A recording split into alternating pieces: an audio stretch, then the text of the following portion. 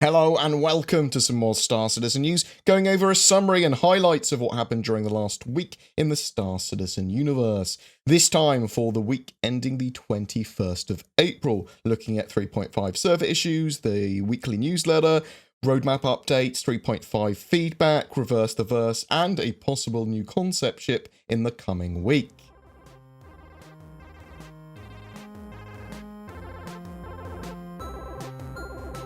Star Citizen Alpha 3.5 went live, but also had some major server and back-end issues, meaning a lot of players were left without the ability to spawn ships, there were no inventories in shops, and there were occasionally infinite loading screens and crashes on startup for some as well. These problems, thankfully, have been since fixed with a mini client-side update, and Star Citizen Alpha 3.5 should be relatively playable for most people. The game is still an alpha, obviously, but it's live and it's working, and it's pretty good fun. In the RSI newsletter, let me read the intro blurb. Alpha 3.5 has made it to the persistent universe, bringing with it new content features and improvements. We eagerly look forward to watching your further adventures in the verse unfold, and we invite you to take part in a survey that will help us continue to refine that experience. Also this week, improvement to our telemetry dashboard. The newsletter takes a look inside development. Starwatch gets down with gem fashion and celebrity gossip. Drake sails into the sunset, and players celebrate Yuri Gagarin, first human in space, with an in-game pub crawl. I will link the full newsletter down below with those individual bits if you want to read them, but we will go over a lot of them now. For the roadmap update, Alpha 3.5's branch has seen the 300 series variants, all now in the polishing phase. We should see these ships in-game in a 3.5.x update very soon. With 3.6 alpha, so that's the end of June as planned for. Player Jump version 2 is in polishing. Transit Systems v2, NPC improvements, ship pathfinding, and the Law System v1 have seen a lot of tasks completed as well. Alpha 3.7 has seen 3 features slip into 3.8. That's NPC healing, so that the ability to heal NPCs and other players, probably with the Medipen, FPS close combat, and the player status system as well. In the coming weeks, I would expect a bit of a larger update for 3.6 and 3.7 on the roadmaps, so like jostling and jiggling them around. 3.6 should get more accurately content locked pretty soon, as the build is planned for the end of June, although we did see 3.5 live get a just over 2-week delay, so bear that in mind. Server-side object container streaming, full persistence, and a few other important features that are planned for this year are yet to appear on the roadmap. We do know that they're being worked on in the background though, and we should hear more about them later this year. There is no Squadron 42 update this week due to a UI bug. We'll see the roadmap updated for that as normal next week. There is a feedback survey for 3.5 gameplay and some signposting to appropriate feedback threads. I will read the post for this as well, but link it down below. Get involved with this if you are able to. Now that 3.5 is live, we once again want to assess the content to get a clearer picture of how things are functioning. What bugs are the most frustrating, and what designs may be hindering enjoyment of the game? Open development during content creation means things are buggy, but it also means that you have a chance to give feedback on the content as we make it.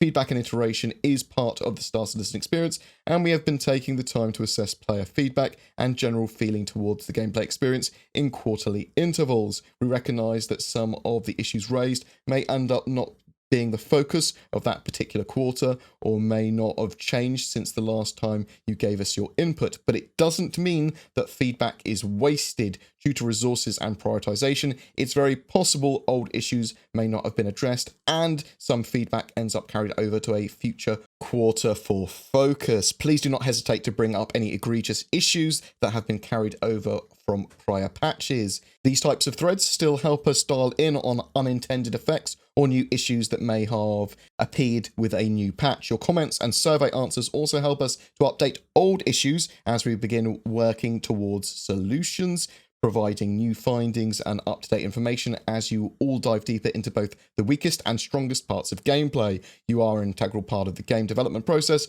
of Star Citizen. We have updated the separate surveys into a single master survey where you can select which element of gameplay you want to review.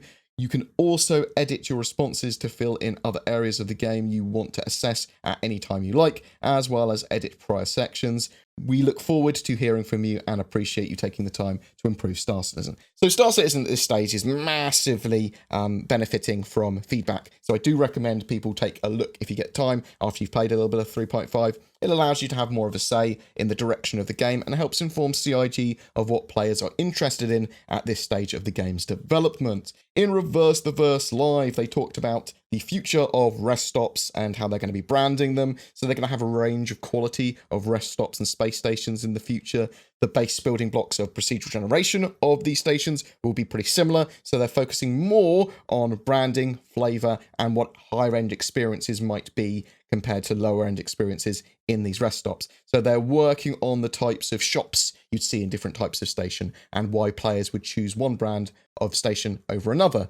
Rest stops, not truck stops anymore, they're now referred to as rest stops, are the term they are using for these small and medium stations. They are typically used for refueling, rearming, and repair, but have lots of other services as well. With the low-end stations, you are likely to see vending machines, automated services, and more of a bare minimum level of essentials. Higher-end rest stops might see restaurants, medical facilities, clothing stores, and more non-essential facilities. There is also going to be naval and military bases and stations. You might be able to get access to these in the future if you're friendly with the military or the faction that owns them. But you will see a range of these rest stops, of these stations, with lots of different facilities based on what brand they are. Some of them might be Apple Store-like, and they're like very, very pretty and high-end and clean. Others might be sort of like no human staff at all, entirely automated, just vending machines, and very little in the way of extra services. This week's sneak peek was at potential displays for the multi-tool.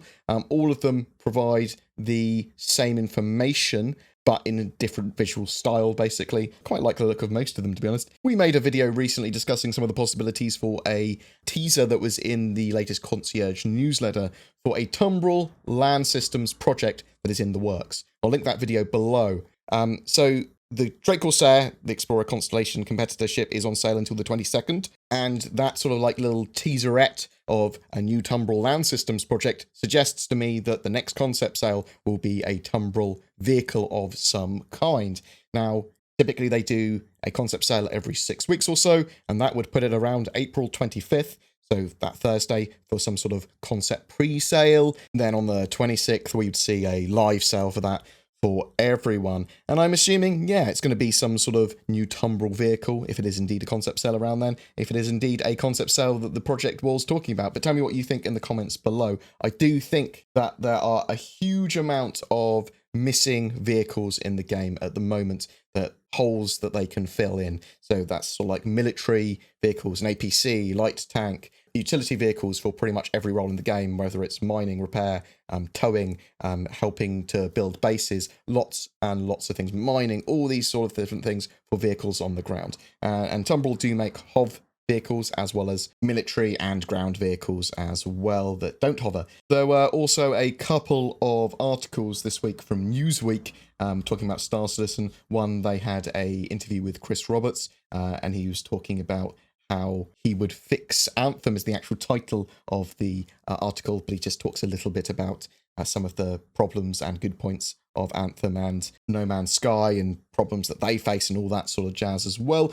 And there's also one about the Star Citizen community and Rexzilla and that sort of stuff from them as well, and how the community helps sort of like build the game and influence it. So check those out. I probably will do a breakdown of those as a single video during the week as well, though. Every month, we have a giveaway for a Star Citizen ship. For April 2019, we are giving away a Drake Corsair with lifetime insurance. It's the new concept ship focused on exploration, and the loaner for that ship is currently the Constellation Aquila and the Buccaneer. To be in for a chance of winning, be subscribed to my channel and comment on any video that I put out during April. Full details in the description below.